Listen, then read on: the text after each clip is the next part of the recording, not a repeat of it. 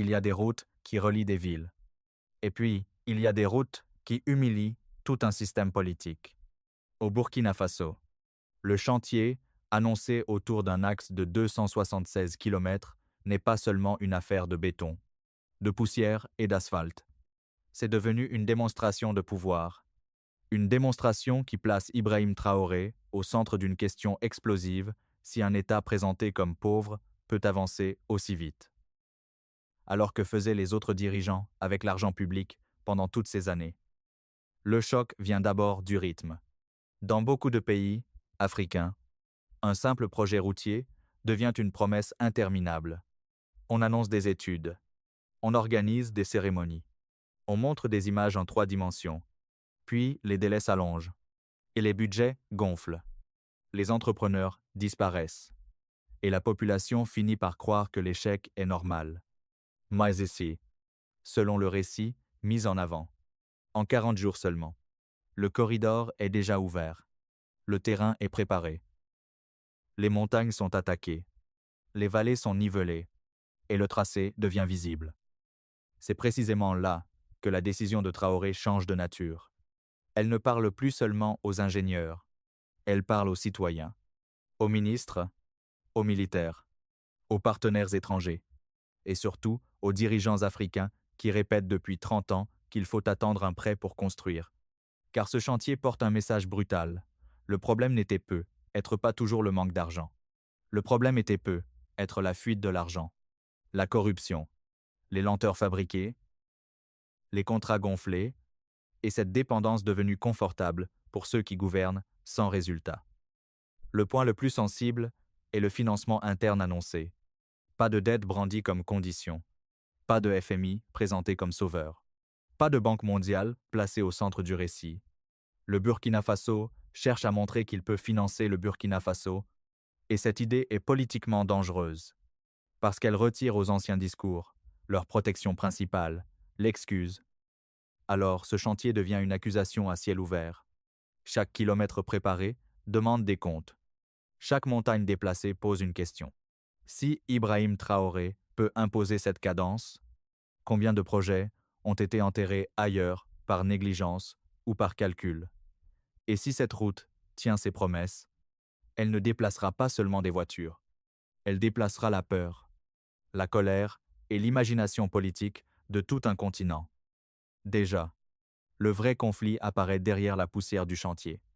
Pour comprendre pourquoi cette autoroute provoque autant de réactions, il faut regarder le contexte dans lequel Ibrahim Traoré agit aujourd'hui au Burkina Faso. Car ce projet n'apparaît pas dans un pays stable, riche et protégé. Il apparaît dans un État frappé par les attaques armées, les tensions économiques, les sanctions diplomatiques indirectes et une immense fatigue populaire envers les anciennes élites politiques. Quand Traoré prend le pouvoir, beaucoup d'observateurs étrangers présentent le Burkina Faso comme un pays au bord de l'effondrement. Les groupes armés contrôlent plusieurs zones. Les routes deviennent dangereuses. Les échanges commerciaux ralentissent. Les populations rurales vivent dans la peur permanente. Dans ce climat, la majorité des gouvernements auraient choisi une stratégie défensive, demander davantage d'aide extérieure, attendre de nouveaux prêts, multiplier les conférences internationales et repousser les grands projets au nom de la crise sécuritaire. Mais Ibrahim Traoré choisit une logique différente. Au lieu de réduire l'ambition de l'État, il cherche à montrer que la crise impose au contraire une accélération. Dans sa stratégie, construire devient une arme politique. Une route n'est plus seulement une infrastructure. C'est un outil de contrôle territorial. C'est un moyen de circulation militaire. C'est un symbole d'autorité. Et surtout, c'est une preuve visible que le gouvernement agit pendant que d'autres parlent. Cette approche explique pourquoi le chantier de 276 km dépasse largement la question du transport. Dans le Sahel, la vitesse de déplacement peut décider du rapport de force entre l'État et les groupes armés. Une mauvaise route ralentit les secours, bloque les échanges économiques et isole les régions rurales. Une autoroute moderne change complètement cette équation. Les forces de sécurité peuvent intervenir plus rapidement. Les marchandises circulent mieux.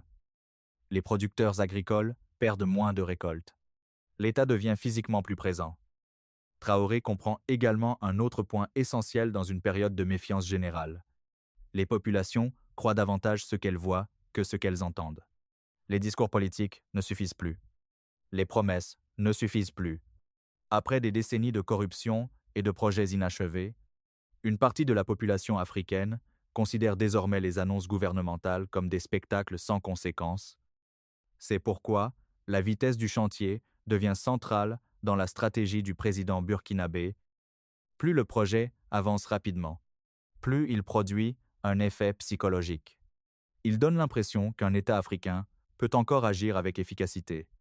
Et cette impression est extrêmement puissante dans une région où beaucoup de citoyens associent désormais l'administration à la lenteur, au gaspillage et aux excuses permanentes.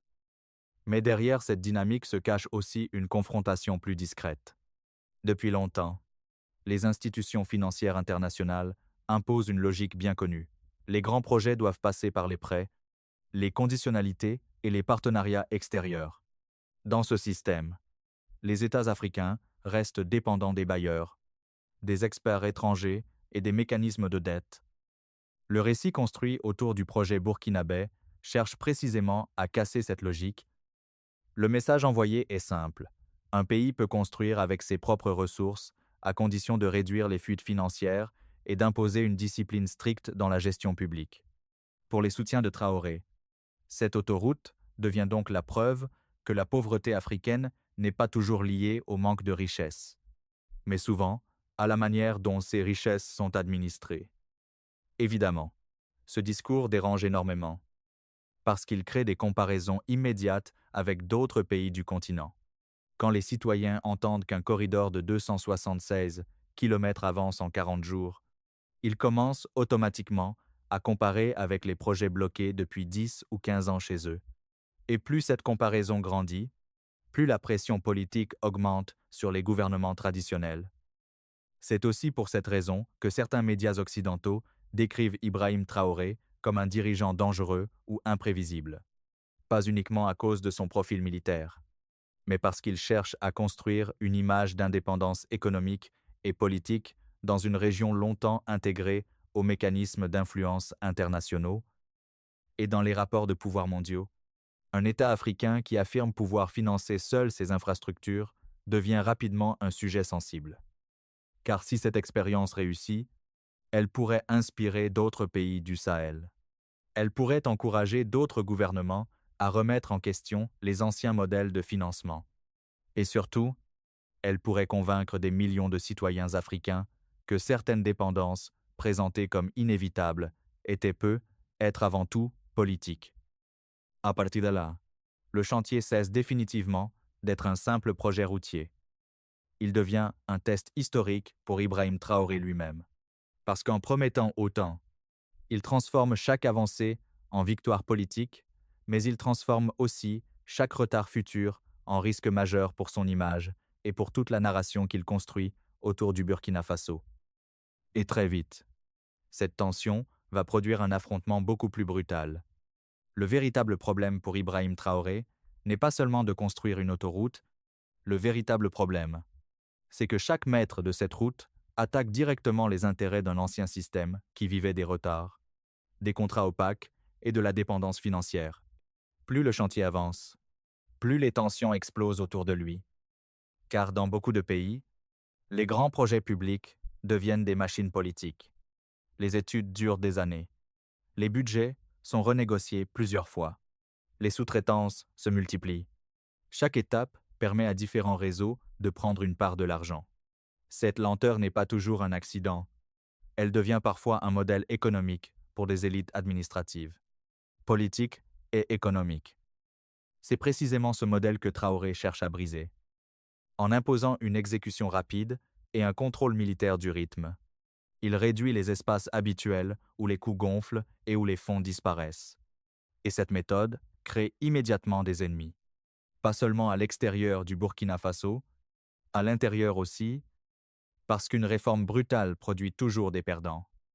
Certains responsables politiques voient dans cette stratégie une menace contre leurs anciennes pratiques. Certains acteurs économiques craignent de perdre des marchés extrêmement rentables. Même dans l'administration, une partie des structures habituées à fonctionner lentement se retrouve soudainement confrontée à une exigence de résultats immédiats, mais la confrontation devient encore plus forte au niveau international. Depuis plusieurs décennies, une partie du développement africain repose sur un système où les grands projets sont liés aux prêts internationaux, aux négociations diplomatiques et aux conditionnalités économiques. Dans ce modèle, les infrastructures créent aussi de l'influence politique. Celui qui finance peut souvent orienter les décisions futures. Or, le récit porté autour du projet burkinabé remet directement cette logique en question. Quand le Burkina Faso affirme pouvoir avancer sans dépendre d'un financement extérieur massif, cela envoie un signal très dangereux pour certains acteurs internationaux.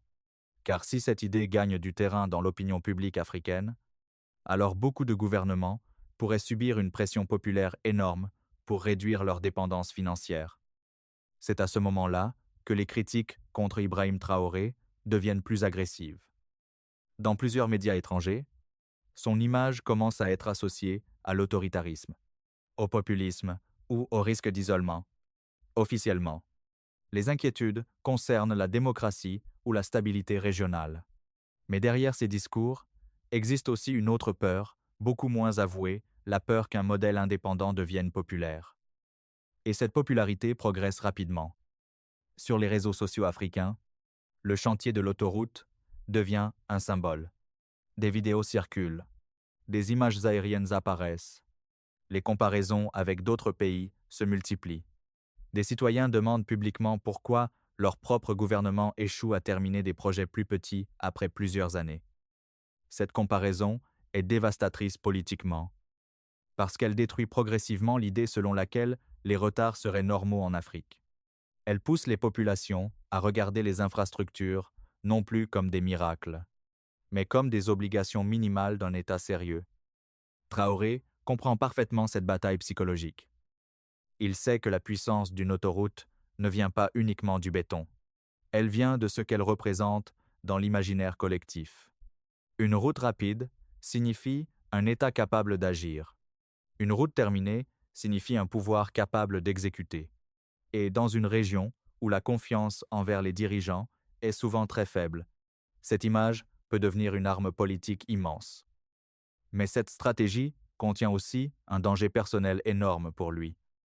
Car plus Ibrahim Traoré construit son image autour de l'efficacité, plus les attentes deviennent gigantesques. La population ne regardera plus seulement cette route. Elle regardera tout: les écoles, les hôpitaux, les prix alimentaires, la sécurité, l'emploi. Chaque promesse future sera comparée à cette démonstration de vitesse. Autrement dit, le président burkinabé est en train de créer un précédent qui pourrait un jour se retourner contre lui-même. Et, pendant que le chantier avance, une autre question commence déjà à circuler dans les coulisses politiques africaines. Si cette méthode fonctionne pour les routes, jusqu'où Ibrahim Traoré est-il prêt à aller pour transformer complètement le modèle économique et politique du Burkina Faso? C'est précisément là que sa stratégie devient beaucoup plus profonde et beaucoup plus dangereuse pour ses adversaires. Pour beaucoup d'observateurs, le chantier de cette autoroute ressemble à une opération de communication spectaculaire. Mais derrière les images de bulldozers et les kilomètres de terrain nivelé, Ibrahim Traoré poursuit en réalité une stratégie beaucoup plus large. Une stratégie qui vise à redéfinir la relation entre l'État burkinabé, l'argent public et la population. La première clé de cette stratégie, c'est la vitesse.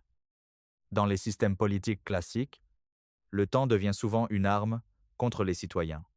Plus un projet dure longtemps, plus il devient difficile de contrôler les dépenses, de suivre les responsabilités et d'identifier les véritables coupables en cas d'échec. Les retards créent de la confusion. La confusion protège les réseaux de corruption. Traoré cherche à inverser cette logique. En accélérant brutalement l'exécution, il réduit les espaces où les fonds peuvent disparaître. Les décisions sont prises plus vite, les ordres descendent plus directement, les résultats deviennent visibles immédiatement. Cette approche ressemble davantage à une opération militaire qu'à une administration civile traditionnelle, et ce n'est probablement pas un hasard. Depuis son arrivée au pouvoir, Ibrahim Traoré applique dans plusieurs secteurs une culture de discipline inspirée de l'organisation militaire, centralisation des décisions, contrôle strict des ressources, pression permanente sur les responsables et recherche de résultats rapides. Pour ses partisans, cette méthode permet enfin de casser la bureaucratie lente qui étouffait l'État. Pour ses critiques, elle concentre énormément de pouvoir autour d'un seul homme. Mais politiquement, l'effet est redoutable. Parce qu'en Afrique, beaucoup de citoyens ne jugent plus les gouvernements sur les promesses idéologiques. Ils les jugent sur des preuves concrètes. Une route terminée parle davantage qu'un long discours économique. Un chantier visible convainc plus rapidement qu'un rapport technique financé par une organisation internationale. Traoré l'a compris très tôt. C'est pourquoi il transforme chaque projet en symbole national. Cette autoroute ne sert pas seulement à relier des régions, elle sert à construire une narration politique, celle d'un Burkina Faso capable de se relever seul, capable de financer ses infrastructures et capable d'agir sans attendre une validation extérieure. Le financement interne devient alors l'élément central de sa communication stratégique.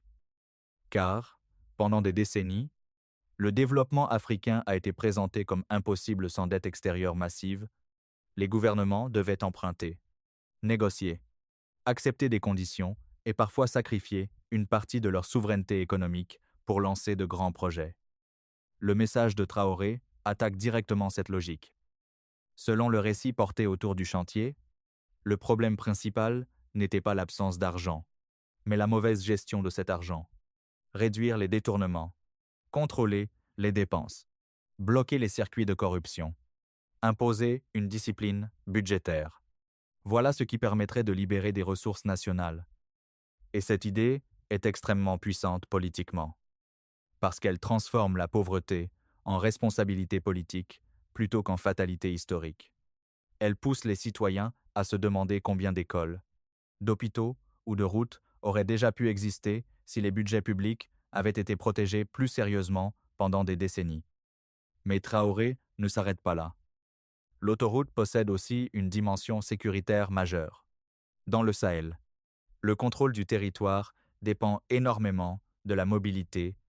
Une armée lente perd du terrain. Un État incapable de circuler rapidement abandonne progressivement certaines régions aux groupes armés. Construire une infrastructure rapide devient donc un moyen de renforcer la présence de l'État. Les forces de sécurité peuvent intervenir plus efficacement. Les zones rurales deviennent moins isolées. Les échanges commerciaux reprennent plus facilement.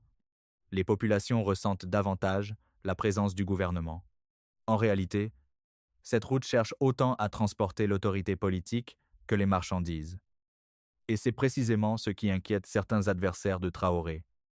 Car un dirigeant qui parvient à combiner souveraineté économique, efficacité administrative et renforcement sécuritaire peut rapidement devenir un modèle pour d'autres pays du Sahel. Le danger n'est pas uniquement burkinabé. Le danger est régional.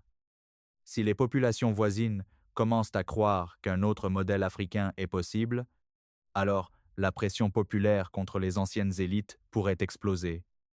C'est pourquoi la bataille autour d'Ibrahim Traoré dépasse largement les frontières du Burkina Faso.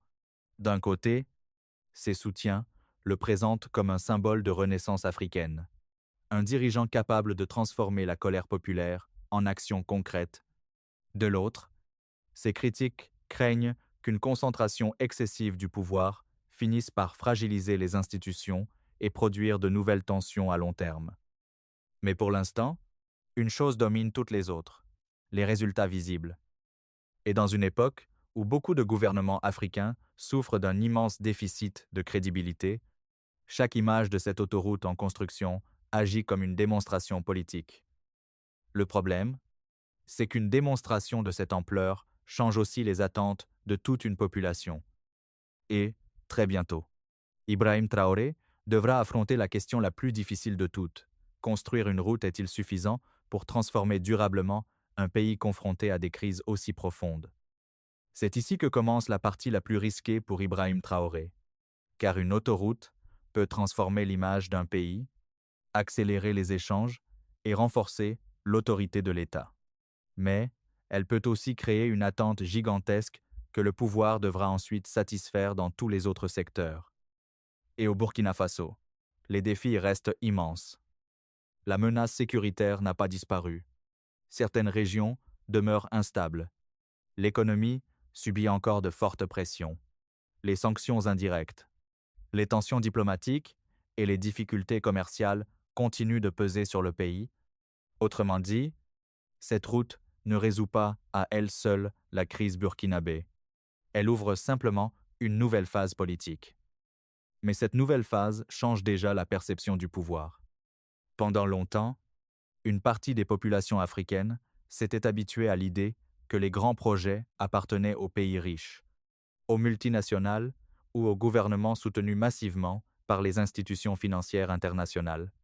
Ce sentiment d'impuissance avait progressivement détruit la confiance envers les capacités internes des États africains. Ibrahim Traoré cherche précisément à casser cette psychologie. Son message implicite est simple. Un pays peut avancer rapidement si ses dirigeants imposent de la discipline, réduisent les détournements et considèrent l'argent public comme une arme de transformation nationale plutôt que comme une source d'enrichissement personnel. Cette idée produit déjà des conséquences politiques au-delà du Burkina Faso. Dans plusieurs pays africains, les réseaux sociaux relaient massivement les images du chantier. Des citoyens comparent les délais, les coûts et les résultats avec les projets bloqués chez eux depuis des années. Certains commencent même à remettre ouvertement en question les récits traditionnels sur le manque de moyens financiers. Et c'est précisément ce qui inquiète le plus certaines élites politiques.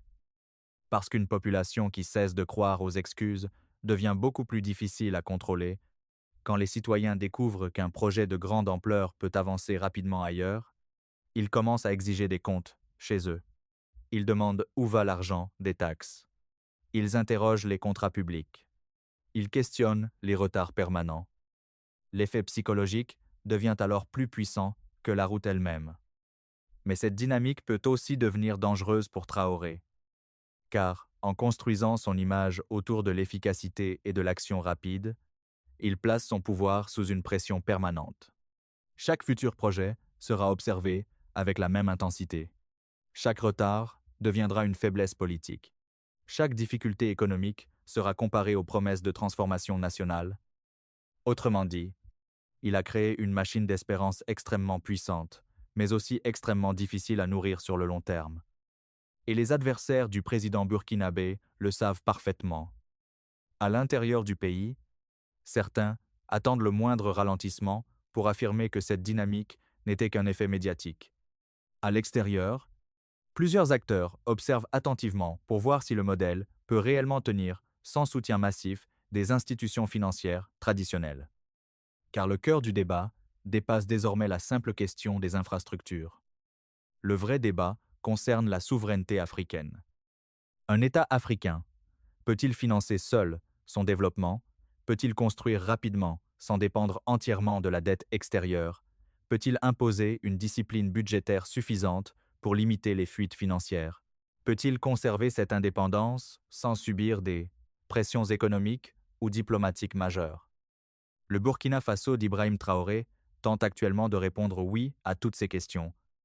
Et cette réponse dérange parce qu'elle menace un équilibre ancien où beaucoup de pays africains étaient enfermés dans une dépendance permanente, dépendance financière, dépendance sécuritaire, dépendance politique et parfois même dépendance psychologique.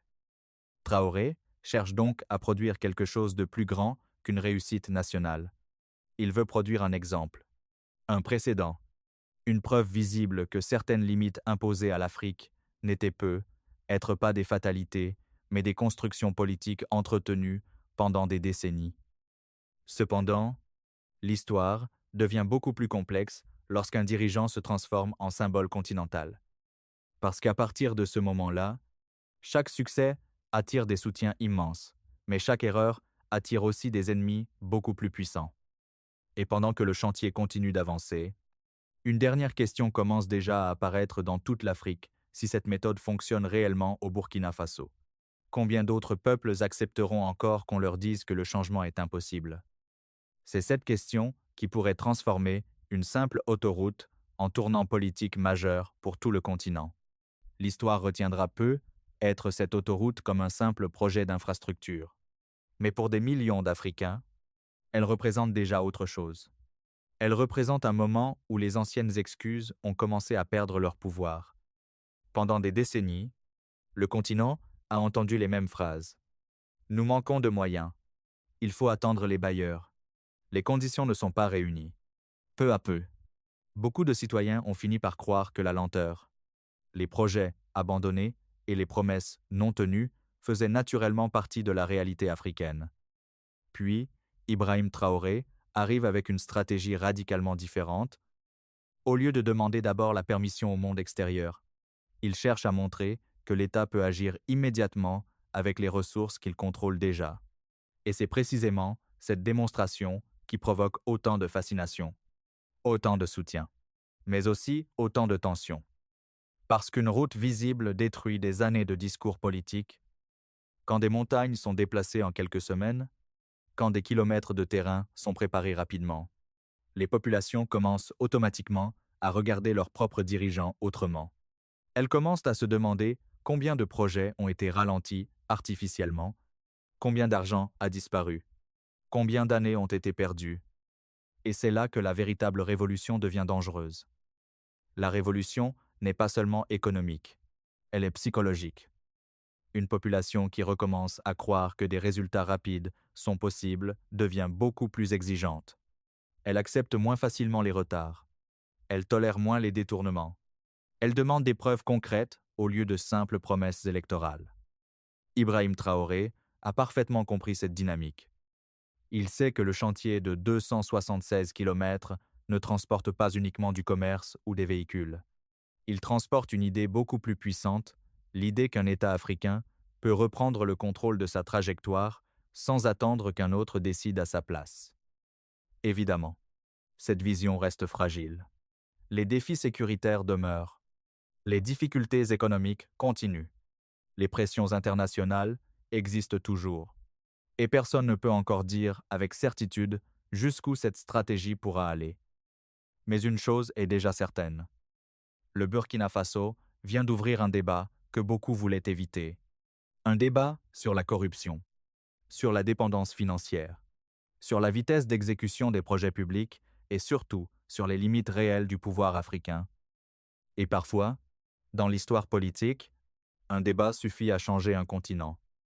Car une fois que les citoyens voient ce qui semble possible ailleurs, il devient beaucoup plus difficile de leur demander de continuer à accepter l'immobilisme chez eux.